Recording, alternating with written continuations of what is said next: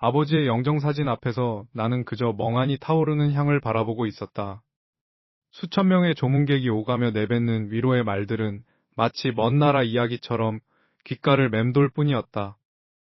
아버지는 이 거대한 제국을 세운 분이셨다. 평생을 오직 대한그룹이라는 성을 쌓는 데 헌신하셨던 분. 이제 그 성의 새로운 주인이 바로 내가 되어야 한다는 사실에 슬픔 속에서도 알 수 없는 비장함과 자부심이 가슴 깊은 곳에서부터 차올랐다. 나는 어릴 적부터 아버지의 뒷모습을 보며 자랐다.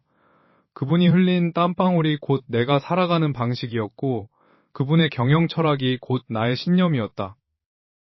방탕하게 술과 여자에 빠져 지내며 아버지의 속을 썩이던 친아들과는 달랐다. 아니, 적어도 나는 그렇게 믿어왔다.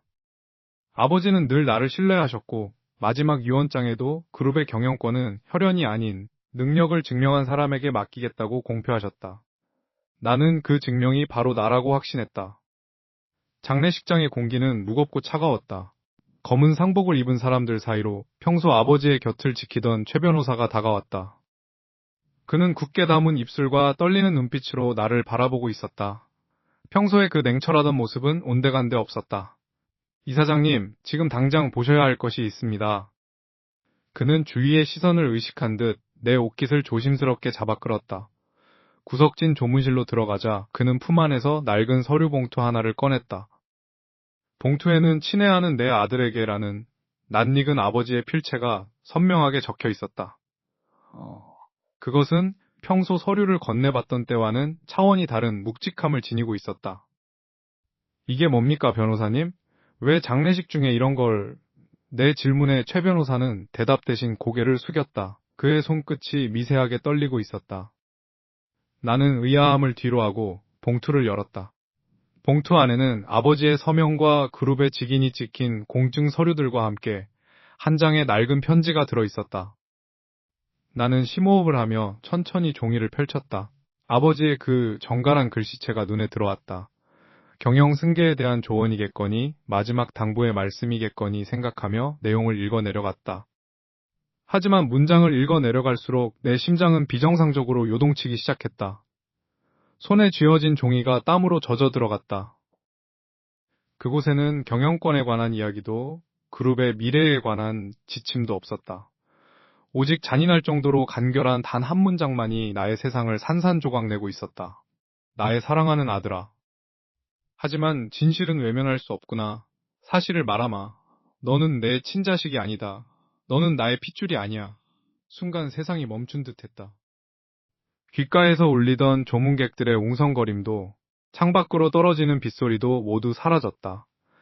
나는 종이를 잡은 채 그대로 얼어붙었다. 친아들조차 알지 못했던 이 비밀이 왜 이제야 나에게 전달된 것인가? 내 평생의 자부심과 신념이 그저 거짓된 토대 위에 쌓인 모래성에 불과했다는 사실을 받아들이기엔 너무나도 가혹했다. 나는 떨리는 숨을 몰아쉬며 다시 한번 그 문장을 곱씹었다. 너는 내 핏줄이 아니다. 그 글자 하나하나가 송곳처럼 내 가슴을 깊숙이 파고들었다. 나는 내가 누구인지, 지금껏 내가 쌓아온 모든 것이 도대체 무엇을 위한 것이었는지 알 수 없게 되었다. 최 변호사는 여전히 고개를 숙인 채 침묵을 지키고 있었고 나는 그 서늘한 진실 앞에서 차갑게 식어가는 나 자신을 느꼈다. 이제 나는 누구인가? 그리고 이 거대한 제국은 앞으로 어떻게 되는 것인가? 머릿속이 하얗게 전멸했다. 장례식의 열기가 채 식기도 전이었다. 아버지의 빈자리가 텅 빈 허공처럼 느껴져 숨을 쉴 때마다 가슴이 저릿해왔다. 아버지께서 평생을 바쳐 일구신 이 제국, 그 중심에 서야 한다는 책임감은 내 어깨를 짓누르는 거대한 바위 같았다. 법률 대리인이 건네준 그 봉투 속 서류들을 밤새 읽고 또 읽으며 나는 내가 가야 할 길을 다잡고 있었다. 하지만 운명은 예고 없이 내 발등을 찍었다. 정적만이 감도는 서재에 예기치 못한 불청객이 찾아온 건 오후 3시쯤이었다. 깔끔한 수트 차림이었지만 눈빛만은 기묘할 정도로 들떠있는 한 남자가 예고도 없이 문을 열고 들어왔다. 그는 제 발로 집안을 활보하며 마치 이곳이 제 집이라도 되는 양 거만하게 소파에 몸을 던졌다. 누구시죠? 여긴 사적인 공간입니다. 나의 차가운 물음에 그는 코웃음을 쳤다. 그는 서류 가방에서 서류 한 뭉치를 꺼내 탁자 위에 툭 던졌다.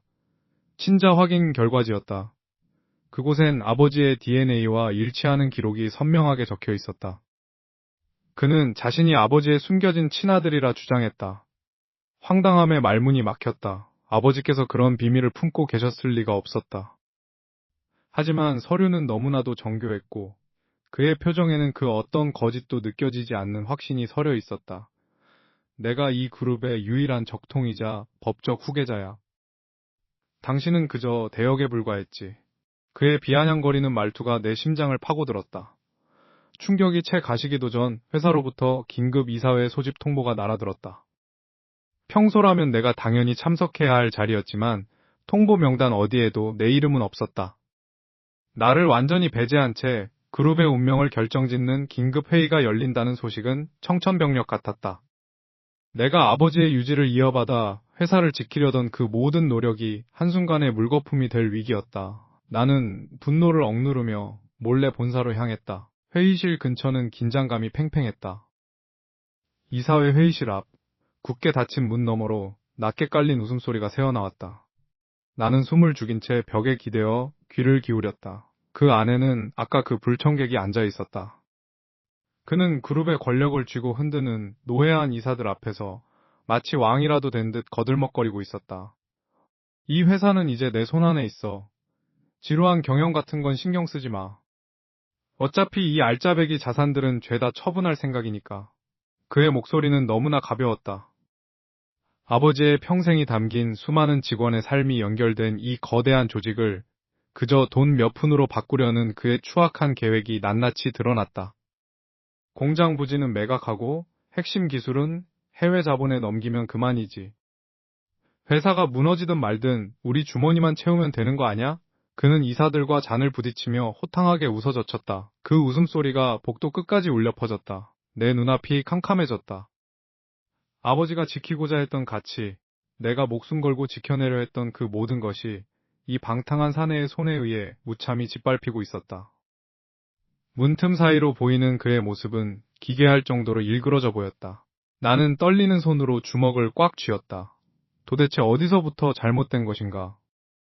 이 모든 상황이 꿈이길 바랐지만 창밖으로 보이는 도시의 풍경은 너무나 현실적이었다. 이대로 모든 것을 그에게 빼앗길 수는 없었다. 하지만 내 목소리는 차갑게 얼어붙어 입 밖으로 나오지 않았다. 내가 믿었던 세상이 무너지는 소리가 바로 내 등 뒤에서 들려오고 있었다. 아버지의 장례식장에 들이닥친 그 남자의 뻔뻔한 얼굴이 머릿속에서 떠나질 않았다. 친아들이라는 세 글자가 내 세상을 무너뜨리고 있었지만 나는 무너지지 않기로 했다. 아버지께서 평생을 바쳐 일궈온 이 기업을 정체도 모를 불황자 같은 놈에게 순순히 내어줄 수는 없었다. 나는 결심했다. 그놈의 뒤를 캐기로. 변호사가 가져온 그 수상한 유언장의 실체를 파헤치기 위해 나는 은밀히 사설 탐정을 고용하고 직접 그 남자의 주변을 맴돌기 시작했다. 며칠간의 잠복 끝에 드러난 그의 실체는 생각보다 더 추악했다. 그는 강남의 고급바를 전전하며 도박판에 손을 대고 있었고 여기저기 사채업자들에게 쫓기는 신세였다. 그가 머무는 허름한 오피스텔 주변을 서성일 때마다 풍기는 술 냄새와 담배 연기는 그가 아버지의 아들이라는 사실을 더욱 믿을 수 없게 만들었다. 놈의 통장 내역과 최근 행적을 훑어보니 빚은 이미 감당할 수 없을 만큼 불어나 있었다. 돈이 절실했겠지. 그래서 아버지의 죽음을 이용해 한몫 잡으려 달려든 게 분명했다. 나는 문서를 다시 살폈다. 법무법인에서 전달받은 유언장은 이상하리만큼 완벽했다. 아버지의 서명, 날인, 공증까지 모든 것이 법적으로 하자 없었다. 하지만 바로 그 점이 의심스러웠다. 아버지는 돌아가시기 직전까지도 나에게 경영권 승계를 언급하셨고 그 누구보다 나를 신뢰하셨다.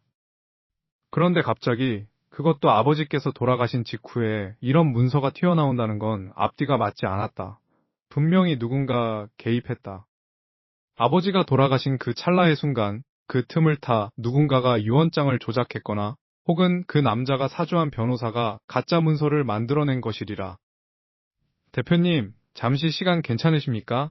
사무실 창밖으로 보이는 도시의 풍경을 멍하니 바라보고 있는데 아버지 때부터 30년을 넘게 근무하신 박 부장님이 조심스럽게 문을 열고 들어왔다. 그의 표정은 평소보다 훨씬 어둡고 무거워 보였다. 나는 애써 침착함을 유지하며 돌아섰다. 박 부장님, 무슨 일이시죠? 지금 회사가 돌아가는 꼴을 보아하니 다들 뒤숭숭해서 정신이 없네요. 박 부장님은 문을 굳게 닫고는 주위를 한번 살피더니 품 안에서 낡은 수첩 하나를 꺼내 내 책상 위에 올려놓았다. 수첩의 표지에는 아버지의 필체로 기록이라고 적혀 있었다. 내 가슴이 쿵 하고 내려앉았다. 대표님, 사실은 이 말씀을 드릴까 말까 정말 많이 고민했습니다. 그 사람들이 지금 회사를 집어삼키려고 혈안이 되어 있는데 제가 입을 다물고 있으면 평생을 모신 회장님께 죄를 짓는 것 같아서요. 박 부장님은 목소리를 낮추며 떨리는 손으로 수첩의 한 페이지를 펼쳤다. 그곳에는 빽빽하게 적힌 아버지의 글씨가 보였다. 회장님께서 돌아가시기 며칠 전 저를 따로 부르셨습니다.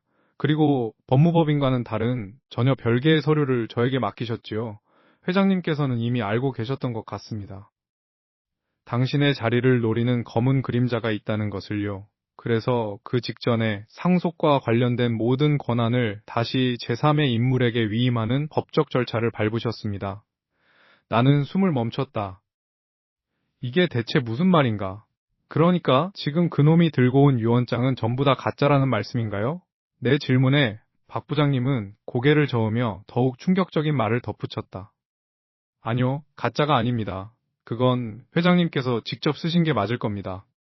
하지만 그보다 더 중요한 건 회장님께서 마지막 순간에 그 유언장을 완전히 무효화하고 회사의 모든 권한과 상속인을 제가 알고 있는 다른 곳으로 완전히 바꾸어 놓으셨다는 사실입니다. 즉, 그 남자가 들고 있는 종이 쪼가리는 이미 법적 효력을 잃은 휴지 조각이나 다름없다는 겁니다. 등줄기에 식은땀이 흘렀다. 그렇다면 아버지는 나를 위해 마지막까지 준비하고 계셨던 건가? 대체 그 다른 곳은 어디고 왜 지금까지 아무도 나에게 이 사실을 말해주지 않은 걸까? 박 부장님의 눈을 바라보니 그의 눈빛 속에 깊은 두려움과 결의가 동시에 서려 있었다. 이 진실이 밝혀지는 순간 회사 내부에서 얼마나 거대한 피바람이 불어닥칠지 감히 짐작조차 할 수 없었다. 나는 떨리는 손으로 아버지의 수첩을 꽉 쥐었다. 이제야 비로소 판을 뒤엎을 카드가 내 손에 들어왔다. 사무실 안은 숨막힐 듯한 정적만이 감돌고 있었다. 창밖으로 보이는 도시의 야경은 화려하게 반짝였지만 내 눈앞의 모니터 속 붉은 글자들은 그 모든 풍경을 비웃기라도 하듯 차갑게 빛나고 있었다.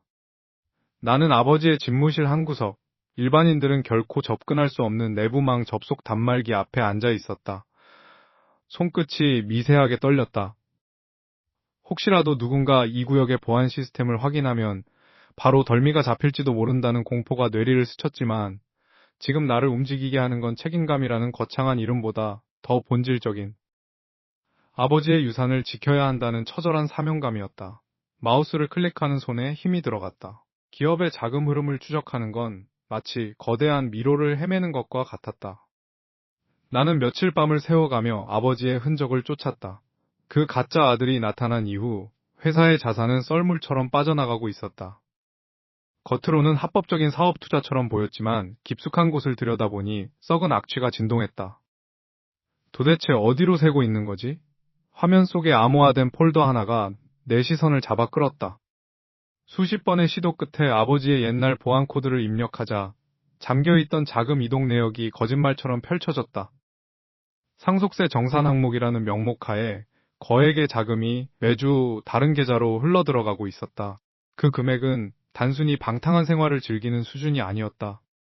한 기업의 근간을 뿌리째 흔들 수 있는 그야말로 회사 자산 전체를 조금씩 야금야금 갉아먹는 치밀한 계획이었다. 가슴 한구석이 서늘해졌다. 그놈 친아들이라 주장하는 그 방탕한 남자는 분명히 허술했다. 이렇게 치밀한 금융범죄를 혼자 설계했을 리가 없다. 나는 더 깊은 데이터를 파고들었다. 로그 기록을 분석하고 자금의 최종 종착지를 추적했다. 수십 개의 페이퍼 컴퍼니를 거쳐서 도착한 곳은 놀랍게도 해외의 익명 계좌였다.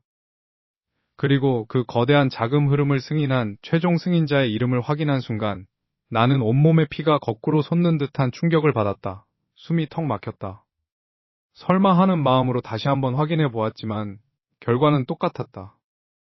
수개월 동안 이어진 비정상적인 자금 인출과 회사의 내실을 무너뜨리는 불법적인 계약서들에 찍힌 승인 도장은 다름 아닌 아버지의 곁을 30년 동안 지켜온 내가 가장 신뢰했던 그 변호사의 것이었다.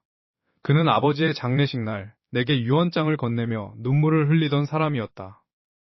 아버지의 영원한 충신이자 나를 조카처럼 아낀다며 입버릇처럼 말하던 그 사람이 아버지가 돌아가시자마자 회사의 자산을 빼돌리는 범죄의 핵심 인물이었다니. 화면에 적힌 그의 이름 세 글자가 마치 나를 비웃는 것처럼 느껴졌다. 머릿속이 하얗게 전멸했다. 친아들이라 주장하는 그 남자는 그저 바지 사장이었을지도 모른다. 아니, 어쩌면 처음부터 이 모든 것은 그 변호사가 짜놓은 거대한 판이었을까? 등 뒤에서 서늘한 기운이 느껴져 황급히 고개를 돌렸지만 복도에는 아무도 없었다. 하지만 나는 확신할 수 있었다. 내가 지금 이 정보를 손에 넣었다는 사실을 그들은 이미 눈치채고 있을지도 모른다는 것을. 이제 나는 혼자였다. 믿을 수 있는 사람은 아무도 없었다. 이 거대한 배신 앞에서 나는 과연 무엇을 할 수 있을까? 손에 쥔 증거가 오히려 나의 목을 조여오는 올가미처럼 느껴지기 시작했다. 사무실 안의 공기는 얼어붙은 듯 무거웠다. 창밖으로는 화려한 도시의 야경이 펼쳐지고 있었지만 내 눈앞에 앉은 김 변호사의 얼굴에는 그 어떤 빛도 비치지 않았다. 나는 책상 위에 미리 뽑아둔 금융거래 내역서를 거칠게 내려놓았다. 종이가 탁 소리를 내며 테이블 위에 얹혔다. 이게 다 뭡니까? 설명 좀 해보시죠. 내 목소리는 낮게 깔려 있었지만 그 속에 담긴 분노는 감출 수 없었다. 김 변호사는 안경을 치켜 올리며 짐짓 태연한 척했지만 그의 손끝이 미세하게 떨리는 것을 나는 놓치지 않았다.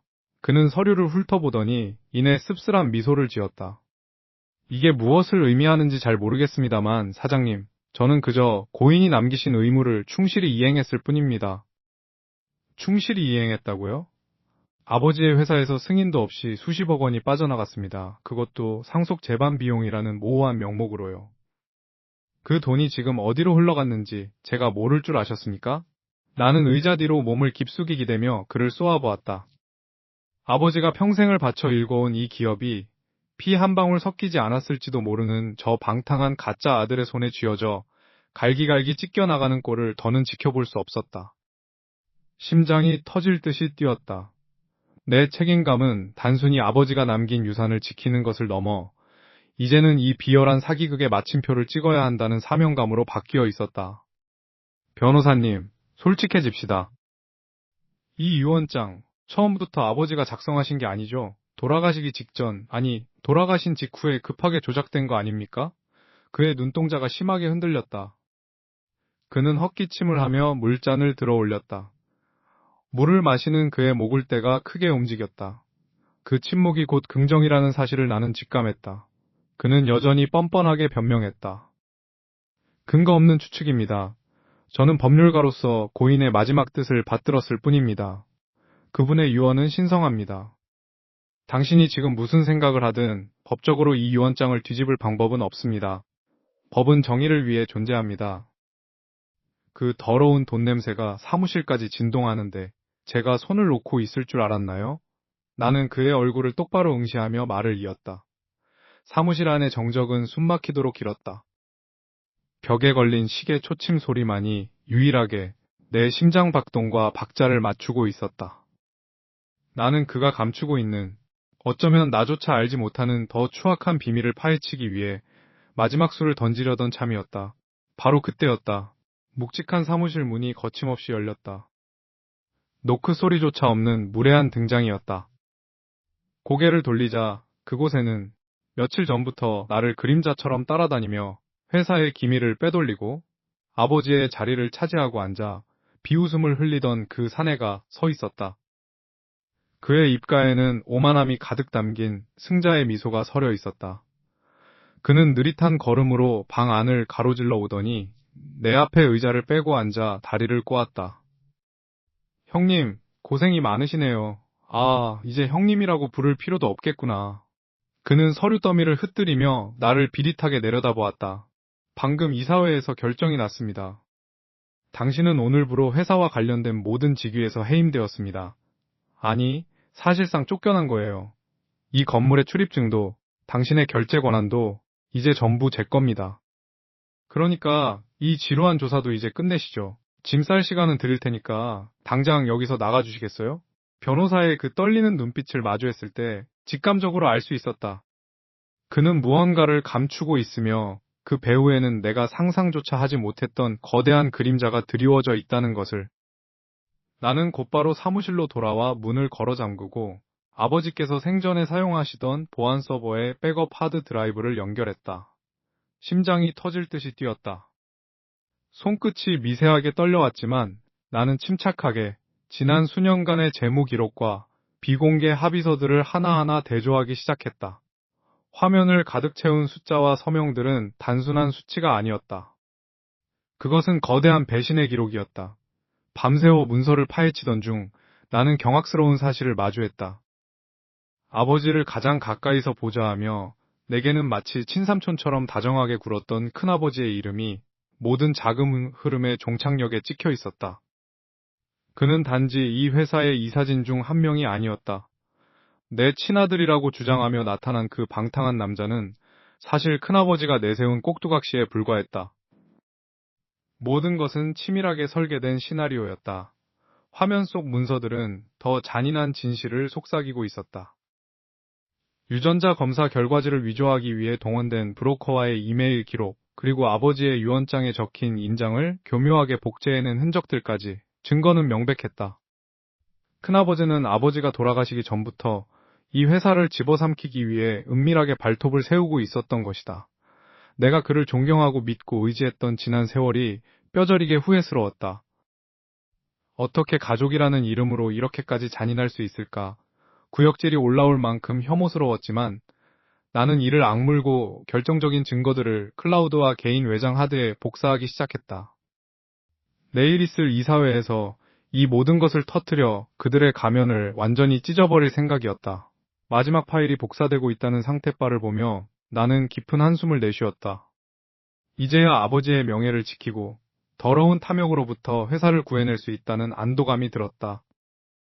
증거물이 담긴 폴더를 최종적으로 정리하고 창밖으로 비치는 새벽빛을 바라보며 나는 승리의 확신을 가졌다. 이제 이 지긋지긋한 싸움도 끝이 난다고 생각했다. 그런데 바로 그 순간 모니터 화면이 이상한 파동을 일으키며 일렁이기 시작했다. 갑자기 화면 전체가 기괴한 초록색 코드들로 뒤덮이더니 내가 방금 전까지 복구하고 대조했던 모든 문서와 금융 기록들이 마치 종이 조각이 바람에 흩날리듯 하나둘씩 사라져갔다. 잠깐, 이게 무슨... 나는 다급하게 키보드를 두드리며 프로그램을 강제 종료하려 애썼지만 시스템은 이미 내 통제를 완전히 벗어난 상태였다.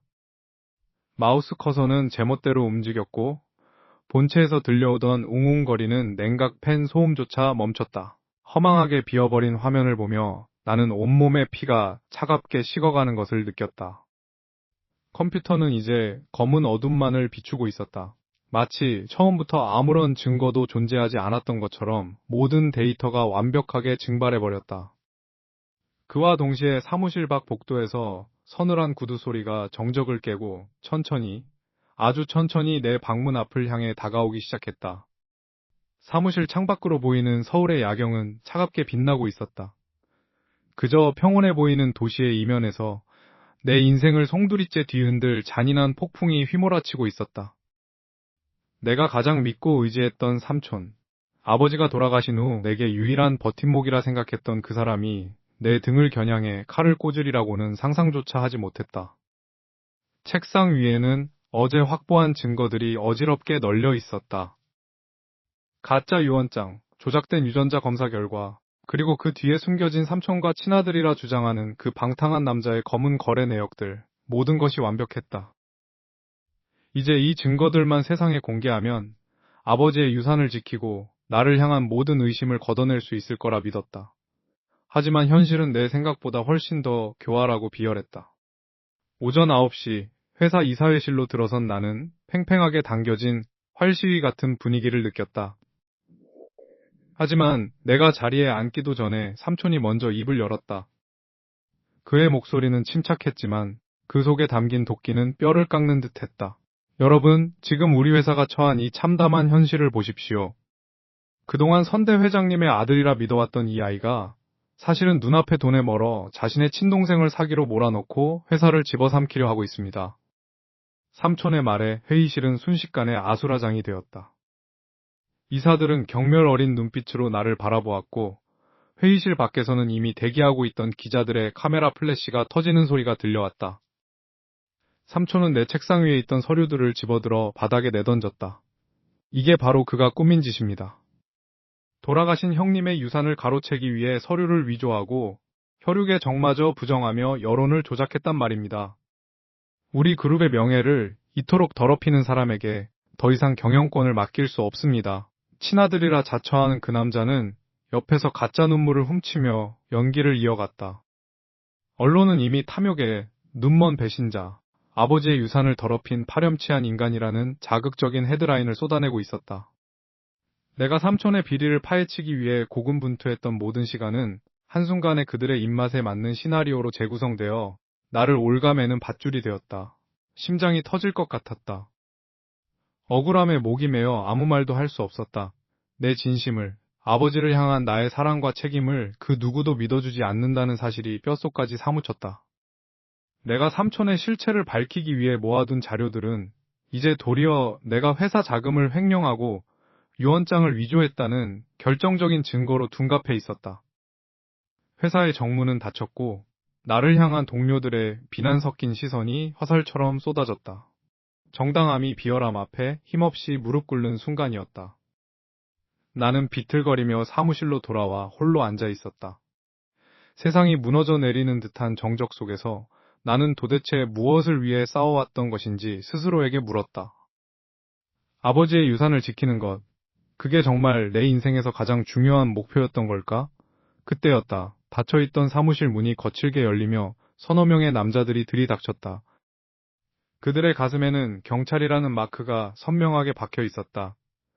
정복을 입은 형사 한 명이 차가운 표정으로 나에게 다가와 서류 한 장을 내밀었다. 본인 확인되셨습니까? 주식회사 횡령 및 공문서 위조, 사문서 위조 혐의로 긴급 체포합니다. 당신의 권리를 행사할 수 있으며 지금부터 하는 모든 말은 법정에서 불리하게 작용할 수 있습니다. 그의 손에 들린 은색 수갑이 형광등 불빛을 받아 서늘하게 반짝였다. 억울함보다 더 큰 공포가 밀려왔다. 이제 정말 모든 것이 끝난 것일까? 나는 아무런 저항도 하지 못한 채 그들의 차가운 손길에 내 손목을 맡겨야 했다. 주주총회장의 공기는 마치 거대한 진공 상태에 갇힌 것처럼 무겁고 서늘했다. 수많은 카메라 렌즈가 나를 향해 쏟아내는 섬광은 마치 죄인을 신문하는 판결의 빛처럼 느껴졌다. 사방에서 들려오는 비난의 속삭임, 회사의 자산을 탐내 제 동생을 모함하는 파렴치한 욕심에 눈이 멀어 집안을 풍비박산낸 인간이라는 낙인이 내 심장을 짓눌렀다. 단상 위에서 승리자의 미소를 짓고 있는 그 가짜 아들과 그 뒤에서 서늘한 눈빛으로 나를 내려다보는 숙부의 모습이 보였다. 그들은 내가 이곳에 나타날 리 없다고 완벽하게 매장당했을 것이라 확신하고 있었다. 나는 뚜벅뚜벅 단상을 향해 걸어나갔다. 사람들의 야유와 고함이 터져나왔지만 나는 멈추지 않았다. 나는 내 뒤에 서 있는 노인을 향해 고개를 살짝 끄덕였다. 아버지의 마지막 순간까지 그 외롭고 고독했던 투병 생활의 모든 기록을 지켜본 유일한 목격자 김 집사님이었다. 그는 떨리는 손으로 두꺼운 서류 봉투를 꽉 쥐고 있었다. 조용히 하세요. 내 목소리는 떨림 없이 단호했다. 강당이 일순간 정적에 휩싸였다. 나는 품에서 작은 녹음기와 서류 뭉치를 꺼내 단상 위의 마이크 앞에 내려놓았다. 이 자리에 있는 모든 분들은 아버지가 남기신 유언을 법적 효력도 없는 휴지 조각이라 생각하시겠죠. 하지만 여기 아버지께서 정신이 온전하셨던 마지막 날 밤 직접 녹음하신 육성 기록과 그 내용을 뒷받침할 증언이 있습니다. 김 집사님이 앞으로 나서며 떨리는 목소리로 입을 열었다. 회장님은 마지막까지 이 가짜 아들의 정체를 알고 계셨습니다. 그분은 저에게 당신의 진짜 후계자가 누구인지, 그리고 회사의 미래를 누구에게 맡겨야 할지 분명히 말씀하셨습니다. 이 서류는 그 모든 증거가 담긴 공증 문서입니다. 가짜 아들의 얼굴이 하얗게 질렸다. 숙부의 눈썹이 꿈틀거리더니 이내 사색이 되었다. 나는 그들에게 다가가 서류를 그들의 면전에 던지듯 내려놓았다. 내 아버지는 너 같은 방탕한 자에게 이 거대한 유산을 맡길 만큼 어리석지 않으셨어. 이 서류에는 네가 저지른 횡령의 증거, 유언장을 조작하기 위해 숙부와 나눈 뒷거래의 내용이 전부 담겨 있다. 이제 끝이야. 분위기는 순식간에 반전되었다. 주주들이 술렁거리기 시작했고 기자들의 카메라 셔터 소리가 폭풍우처럼 쏟아졌다. 가짜 아들은 궁지에 몰린 짐승처럼 거칠게 숨을 몰아쉬었다. 그는 더 이상 변명할 여지가 없다는 것을 깨달은 듯 흉측하게 일그러진 얼굴로 나를 노려보았다. 네가 감히 모든 걸 망쳐? 그는 바들바들 떨리는 손으로 품 안을 뒤적였다. 당황한 주주들이 비명을 지르며 뒤로 물러났다. 그가 꺼낸 것은 서류가 아니었다. 차가운 금속 광택을 뿜어내는 검은색 권총이었다. 그는 총구를 회의장 입구를 향해 겨누며 광기 어린 웃음을 터뜨렸다. 그래, 다 죽어. 어차피 나만 아니면 되는 거잖아. 아무도 이 방에서 나가지 못해. 법정의 공기는 차갑고 날카로웠다. 판사의 망치 소리가 정적을 깨뜨리는 순간 모든 것이 끝났다. 친아들이라 주장하던 그 남자의 가짜 신분증과 숙부가 뒤에서 조종하며 작성했던 위조 유언장의 실체가 백일하에 드러났다. 방청석에서 터져나온 웅성거림은 곧 나를 향한 경악과 동정의 시선으로 바뀌었다. 드디어 이 길고 긴 악몽에서 깨어난 것일까. 하지만 승리했다는 쾌감은 없었다. 오히려 가슴 한구석이 텅 빈 것처럼 시리고 공허할 뿐이었다. 회사로 돌아온 내 집무실은 그 어느 때보다 고요했다. 창밖으로 내려다 보이는 도심의 야경은 화려했지만 그 불빛 하나하나가 마치 나를 비웃는 것만 같았다. 책상 위에는 아버지가 평생을 바쳐 일구어낸 기업의 서류들이 산더미처럼 쌓여 있었다. 이제 이 모든 것은 오롯이 내 책임이다. 사람들은 나를 진정한 후계자라 치켜세우지만 나는 그 말이 들릴 때마다 소름이 돋았다. 혈연이라는 굴레를 벗어던졌다고 믿었는데 결국 나는 그 핏줄의 쟁탈전 속에서 가장 소중했던 신뢰를 잃어버리고 말았다. 숙부를 향한 분노보다 더 견디기 힘든 것은 나 자신에 대한 혐오였다. 아버지가 남기신 것은 피로 맺어진 혈육의 연인가? 아니면 당신의 철학이 담긴 이 차가운 기업의 시스템인가? 텅 빈 사무실 의자에 깊숙이 몸을 묻었다. 손끝이 파르르 떨렸다. 거울 속에 나는 아버지가 바라던 그 듬직한 후계자의 모습이었지만 내 눈동자 속에는 여전히 흔들리는 불안함이 가득했다. 나는 서랍 깊숙한 곳에서 아버지가 생전에 아끼던 낡은 만년필을 꺼냈다. 묵직한 무게감이 손바닥에 전달되었다. 이 만년필을 쥐고 아버지는 수많은 결정을 내렸고 수많은 사람의 운명을 바꿨다. 이제 그 무게를 내가 감당해야 한다. 문득 창문에 비친 내 모습을 보았다. 내가 지켜낸 것은 정말 아버지의 유산일까? 아니면 나라는 존재를 입증하기 위한 허망한 욕심이었을까? 아버지는 과연 혈연의 허울을 따졌을까? 아니면 당신의 꿈을 이어갈 누군가의 진심을 바랐을까? 회사의 복도를 걷는 발자국 소리가 유난히 크게 울렸다. 직원들은 내게 고개를 숙이며 경의를 표하지만 그들의 눈빛 너머에는 여전히 핏줄이 아닌 자를 향한 은밀한 호기심과 의심이 도사리고 있을지도 모른다. 나는 왕좌에 앉은 것이 아니라 가시방석 위에 앉아 있는 것과 다름없었다. 아무리 완벽하게 승리했다 해도 가족이라는 이름으로 자행된 배신과 기만은 지워지지 않는 흉터로 남았다. 책상 위에 놓인 결제 서류에 서명을 하려다 멈칫했다. 잉크가 번져 하얀 종이 위에 검은 얼룩을 만들었다. 마치 내 인생의 오점처럼 그 얼룩은 끈질기게 자리를 잡고 있었다. 법적으로 나는 모든 것을 되찾았고 회사는 안정을 되찾아 갈 것이다. 하지만 내 마음속 깊은 곳에 도살인 내가 과연 이 자리에 어울리는 사람인가 라는 질문은 결코 해답을 찾지 못한 채 맴돌고 있었다. 아버지가 나를 택한 것이 단지 능력 때문이었는지 아니면 나조차 알지 못하는 또 다른 운명의 장난이었는지 이제는 알 길이 없다. 밤은 더욱 깊어갔고 도시의 불빛은 점차 희미해져 갔다. 나는 어둠 속에서 홀로 남아 책상을 쓸어내렸다. 차가운 유리판의 감촉이 온몸으로 전달되었다. 화려한 회장실은 마치 거대한 감옥 같았다. 이제 나는 무엇을 향해 나아가야 하는가? 나를 증명하는 삶은 언제 끝나는가? 수많은 질문이 머릿속을 어지럽혔다. 모든 전쟁이 끝난 뒤에 찾아온 이 정막 속에서 나는 비로소 깨달았다. 진짜 싸움은 이제부터라는 것을. 나는 다시 한번 펜을 고쳐 잡았다.